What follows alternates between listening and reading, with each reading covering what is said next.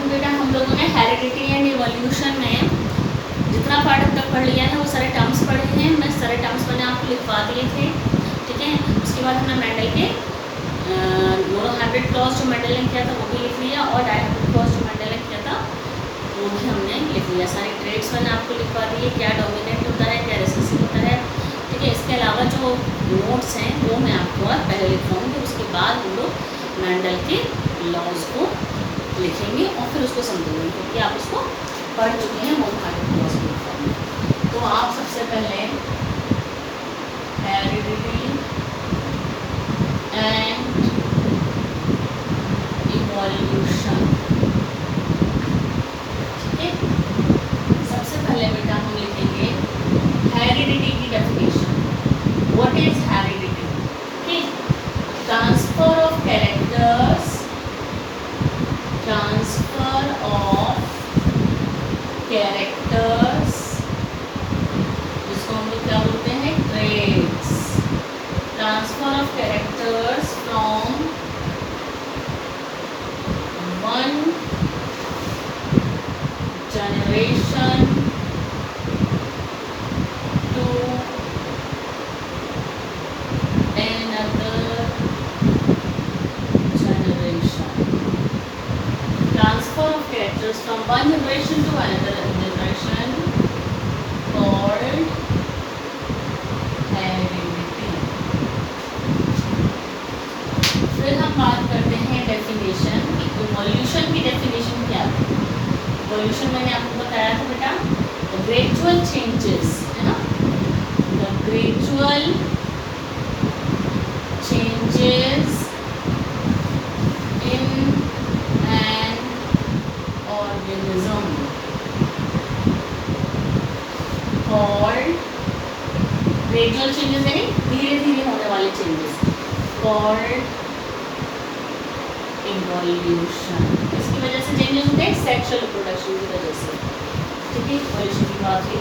अब हम लिखते हैं क्या, variations। variation,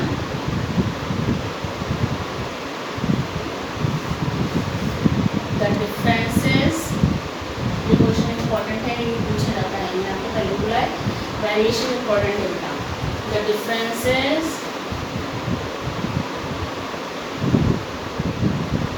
in the character, the differences in the characters among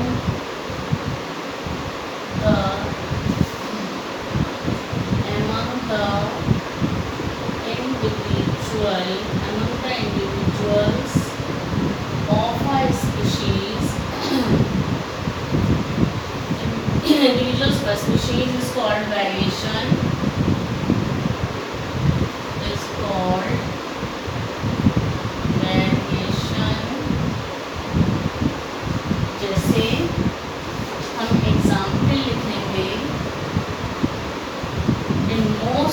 in some people, मैंने आपको बताया ईयर लोब वाला एग्जाम्पल, फ्री ईयर लोब और अटैच्ड ईयर लोब, वेरिएशन में सबसे अच्छे एग्जाम्पल है। in some people ear lobe is closely attached, ear lobe is closely attached to the side of the head, to the side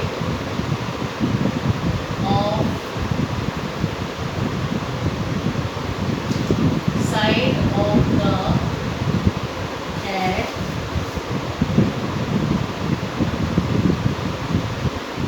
side of the head, and it is called attached ear lobe, it is called attached ear lobe, ठीक है। then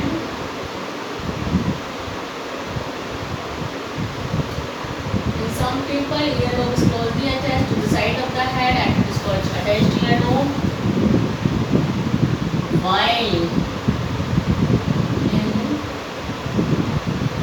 While in some people,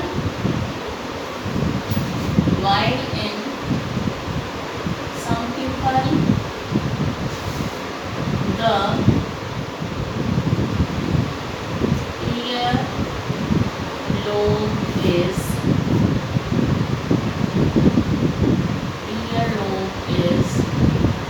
free, called free earlobe.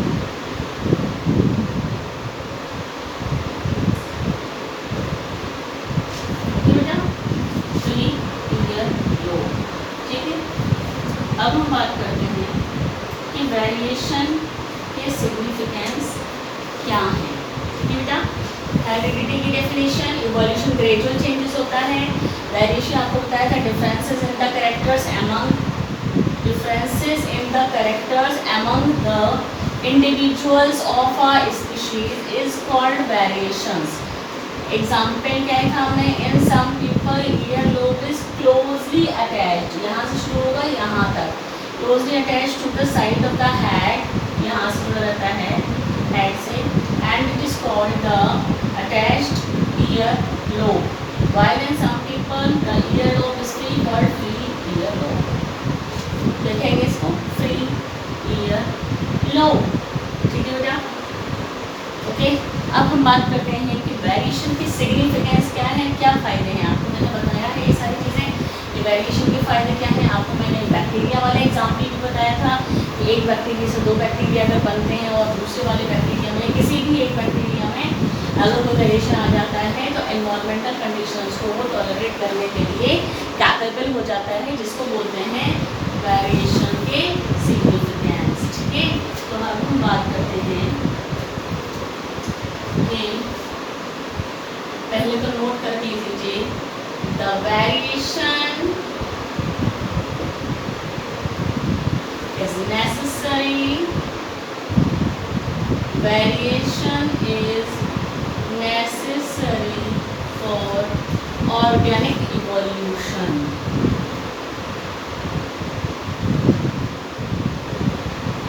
यानी evolution के लिए ज़रूरी है variation. अब हम बात करते हैं significance of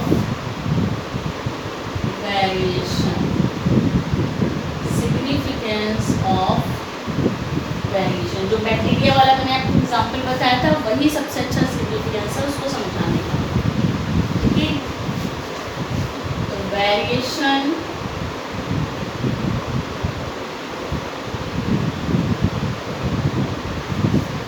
shows up, variation shows up only when it is continuous.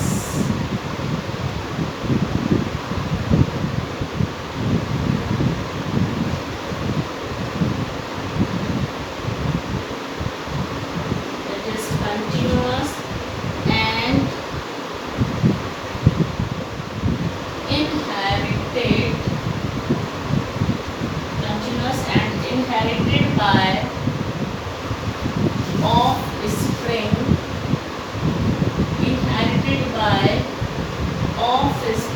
for several generations.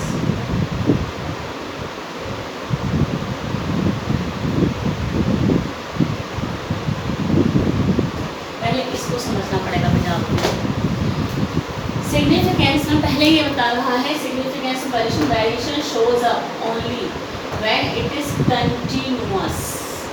It is continuous, यानी वेरिएशन जब कंटिन्यूअस होते हैं। कंटिन्यूअस वेरिएशन का मतलब ये है, कंटिन्यूअस वेरिएशन का मतलब है जो लगातार एक जनरेशन से दूसरी जनरेशन में चलते ही चले जा रहे हैं। दूसरी चीज़ है कंटिन्यूअस वेरिएशंस बोलते हैं, जैसे कि मैं मेंडल का बेटा आपको बताती हूँ। मेंडल ने जो गार्डन पीपर अपने एक्सपेरिमेंट किए थे ना, वो डिसकंटिन्यूअस वेरिएशन को दिखाया हुआ तो वहाँ सेक्सुअल रिप्रोडक्शन था तो वेरिएशन तो आया था, लेकिन मेंडल ने वहाँ पर डिसकंटिन्यूअस वेरिएशन को दिखाया।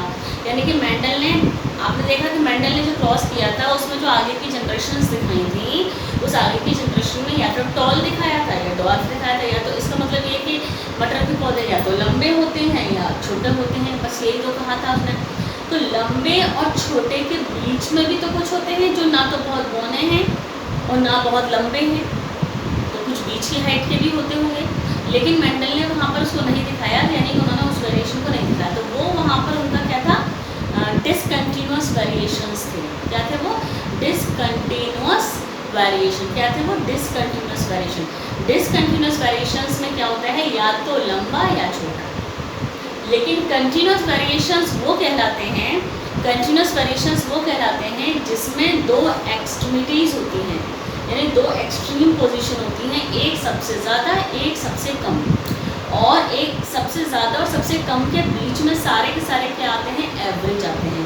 जैसे कि आपने देखा होगा कि इस पूरे संसार में, इस पूरे वर्ल्ड में जो ह्यूमन है, तो ह्यूमन ऐसा तो नहीं कि ह्यूमन या तो काले हैं या गोरे ही हैं, बिल्कुल ऐसा तो नहीं है ना। ह्यूमन बींग्स की जो स्पीशीज़ है उसमें ऐसा तो नहीं है ना कि ह्यूमन बींग्स बिल्कुल काले हैं या बिल्कुल गोरे हैं।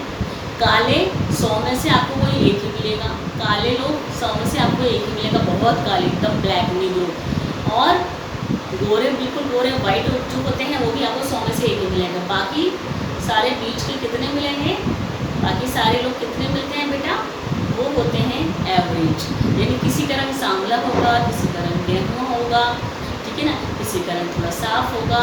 तो ये कंटिन्यूअस वेरिएशंस कहलाते हैं।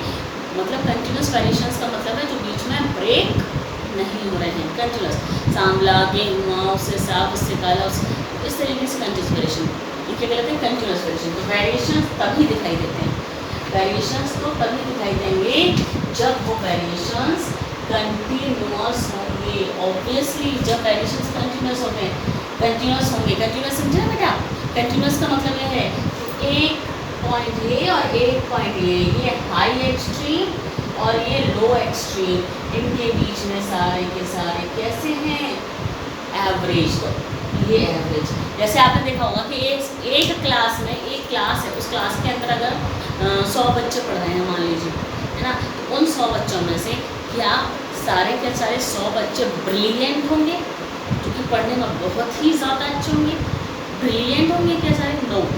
उन 100 में से या तो एक या दो, ज़्यादा से ज़्यादा 100 में से एक या दो, ज़्यादा से ज़्यादा वो ब्रिलियंट होंगे, ब्रिलियंट जिसको हम लोग बहुत ही ज़्यादा अच्छा मानते हैं, और 100 में से एक आधे ऐसे होंगे जो बिल्कुल ऐसे होंगे जिनको कुछ भी समझ में नहीं आता होगा, है, जिसको हम लोग कह सकते हैं जो 100 में से एक आध होंगे वो एक आध बुद्धू होंगे जिनको कोई चीज़ समझ में नहीं आती है। ऐसा तो नहीं है कि 100 के 100 बच्चे बुद्धू हैं या 100 के 100 बच्चे ब्रिलियंट हैं, ऐसा नहीं है ना, कि ब्रिलियंट है कि बुद्धू हैं, ऐसे तो नहीं है ना। 100 में से एक आध ब्रिलियंट है, एक आध बुद्धू है, बाकी सारे कैसे बच्चे हैं, एवरेज हैं, जो ना तो बहुत बेकार है पढ़ने में ना बहुत ज़्यादा अच्छे हैं पढ़ने में, एवरेज है। वो एवरेज बच्चों को हम लोग अच्छा कहते हैं, अच्छे बच्चे पढ़ने। ब्रिलियंट तो वो होता है जो ऑलराउंडर होता है, जिसका दिमाग बिल्कुल साइंटिस्ट टाइप होता है।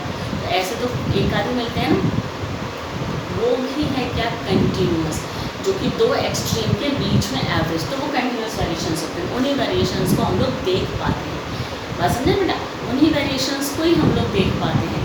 वो वेरिएशंस देखते हैं, हाइट इतनी बड़ी, इतने छोटे, इतने भी हमारे इस पूरे वर्ल्ड में इतने लंबे लोग ऐसे नहीं, सारे 6 फुट लोग, 10 लोग इकट्ठे हैं तो 10 में से 5 आपको 6 फुट से ज़्यादा दिख जाएंगे, ऐसा नहीं है। 10 में से हो सकता है कि एक भी आपको 6 फुट का ना दिखे, तो एवरेज हाइट वाले ही ज़्यादा होते हैं। तो बेटा वो कंटिन्यूअस वेरिएशंस होते हैं जिनको भी हम ईजिली देख सकते हैं, ईजिली पहचान सकते हैं।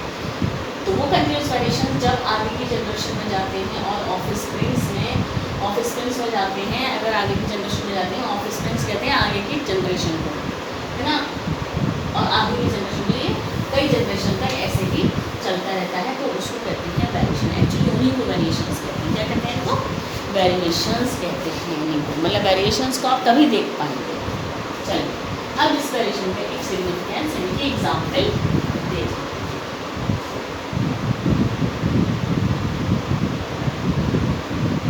हमारा एग्जाम्पल है, इम्पोर्टेंट है, एनसीईआरटी का है। Suppose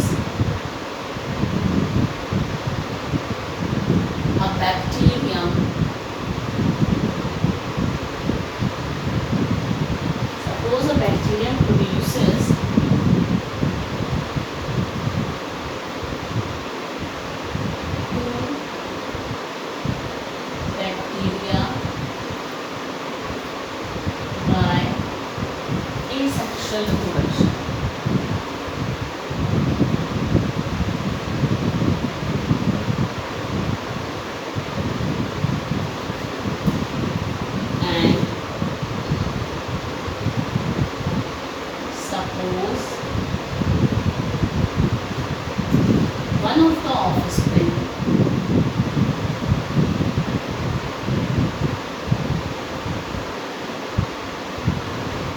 And suppose one of the offspring bacterium, one of the offspring bacterium has a variation,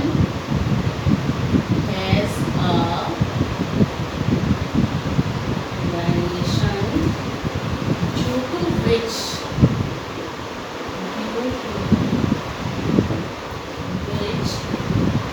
can tolerate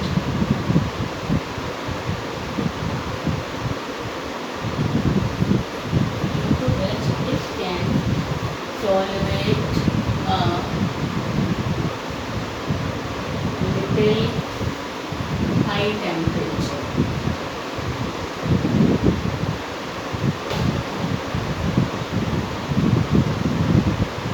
Little high temperature than other ones.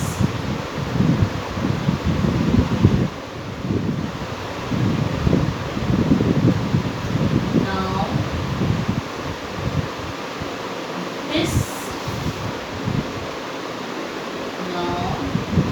this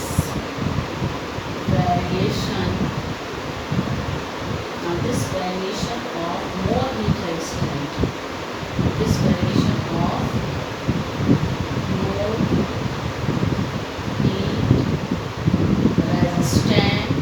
more heat resistant, will go on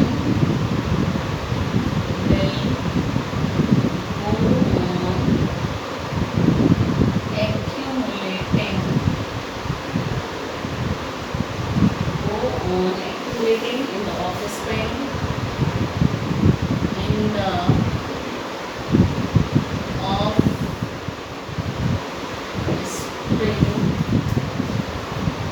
offsprings of successive generations of the bacteria. Successive generations of the bacterium.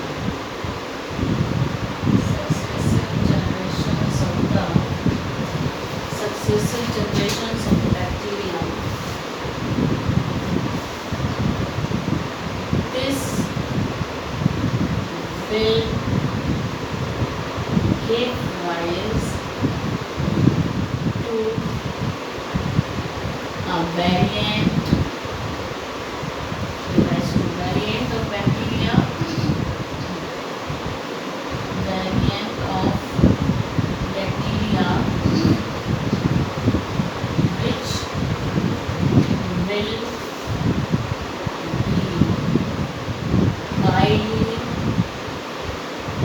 which will be highly resistant.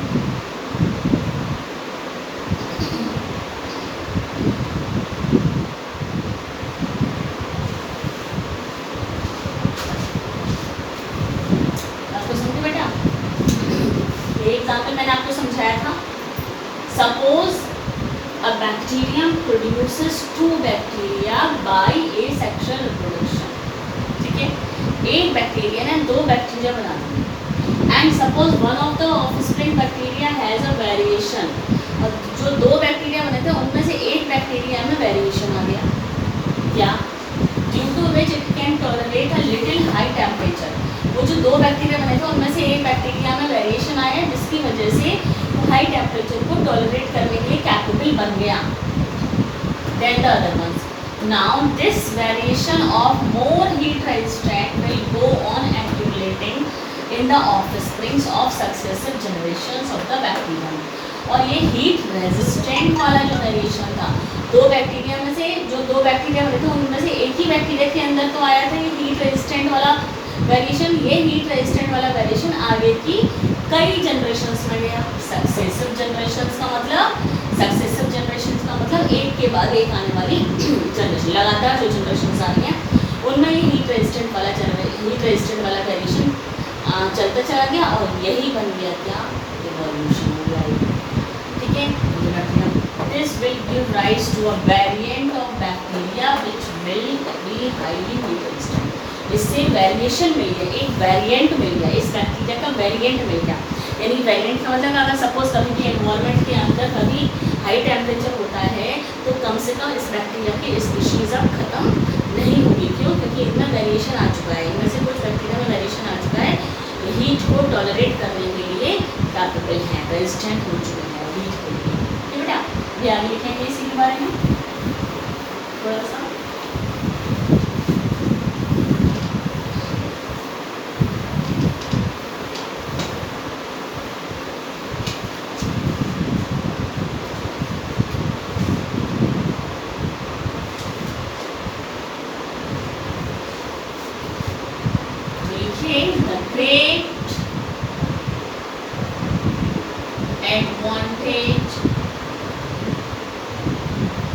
The great advantage of variation, the great advantage of variation to a species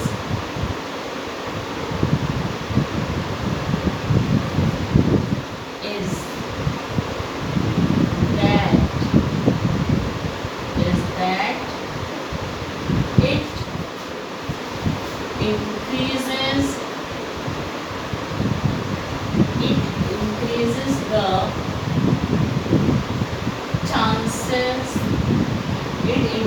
the chances, of its survival, in a changing environment,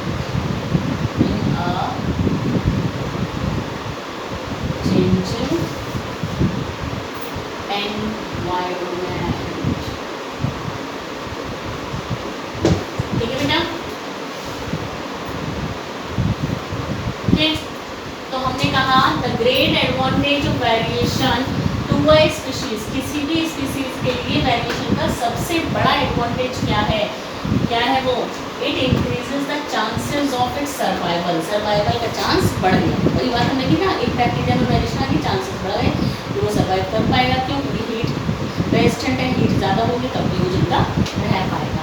chances of its survival in a changing environment, changing environment का मतलब environment में किसी भी तरीके का अगर change होता है, मतलब हमने हीट की बात की है ना, लेकिन अगर इस एनवायरनमेंट में हीट के अलावा कोई और भी चेंज होता है, सपोज ये खाना खाने के लिए नहीं मिलता है बैक्टीरिया को सपोज, तो उसके लिए वो कुछ रेजिस्टेंट हो जाएंगे, ठीक है ना। या हो सकता है कि कुछ और मतलब बहुत ज़्यादा ठंडा टेम्परेचर हो जाए, बहुत ज़्यादा कूल हो जाए, तो उसके लिए वो अपने आप को अडेप्ट करता है। तो इस तरीके से एनवायरनमेंट में होने वाली किसी भी चेंज के लिए वेरिएशंस अगर बन जाते हैं जिसकी वजह से कोई भी स्पीशीज़ का सर्वाइवल रेट बढ़ जाता है, तो उसी को कहते हैं वेरिएशंस। और variations are more important, variations are important for the evolution. किसके लिए इम्पॉर्टेंट है वेरिएशन? इवोल्यूशन के लिए ये वेरिएशंस बहुत ही ज़्यादा ज़रूरी हैं। ठीक है, अब हम बात करते हैं मेंडल की। मेंडल की बात करते हैं। हमने मेंडल की बात में समझा था बेटा कि मेंडल ने कौन सा प्लांट यूज़ करा था, पाइसम सटाइवम। मेंडल ने क्यों यूज़ करा था पाइसम सटाइवम, ठीक है, वो सब अभी मैं आपको बता दूँ। तो हमें ये पता है कि जो ग्रेगर जॉन मेंडल थे, ग्रेगर जॉन मेंडल को क्या कहा जाता है? Father of genetics. Gregor John Mendel को फादर ऑफ जेनेटिक्स क्यों बोला जाता है? ग्रेगर जॉन मेंडल को फादर ऑफ जेनेटिक्स इसलिए बोला जाता है क्योंकि उन्होंने ही ये बताया था सबसे पहले कि एक्चुअली एक जनरेशन से दूसरी जनरेशन में कैरेक्टर्स जाते कैसे हैं, एक जनरेशन से दूसरी जनरेशन में कैरेक्टर्स कैसे ट्रांसफ़र होते हैं। तो एक जनरेशन से दूसरी जनरेशन में कैरेक्टर्स को ट्रांसफ़र होने को बताने के लिए उन्होंने क्या किया? एक्सपेरिमेंट। और किस पर एक्सपेरिमेंट किया? गार्डन की, इसका नाम है पाइसम सटाइवम। ठीक है, चलिए उसके बारे में पढ़ते हैं।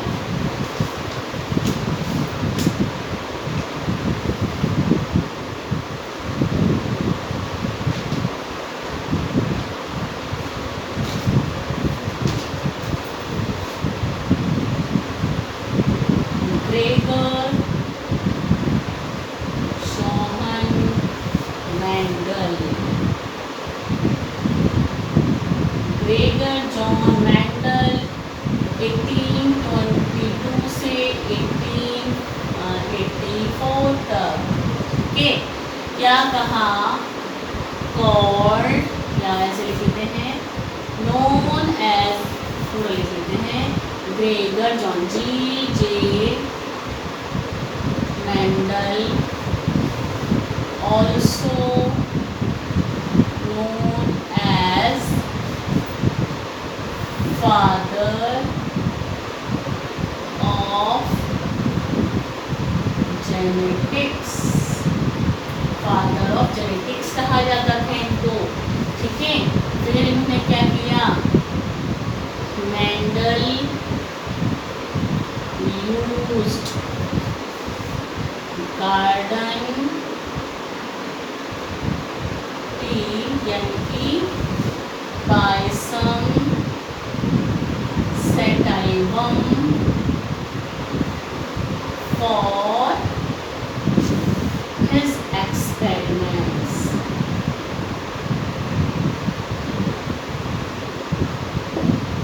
ठीक है, अब बात आती है why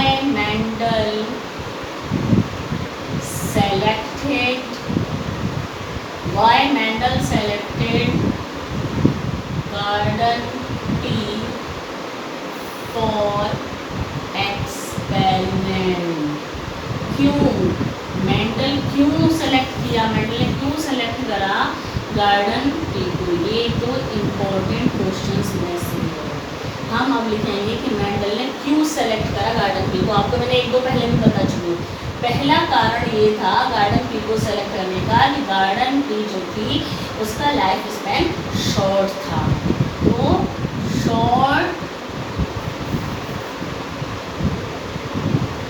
Mendel chosen the garden tea for his experiment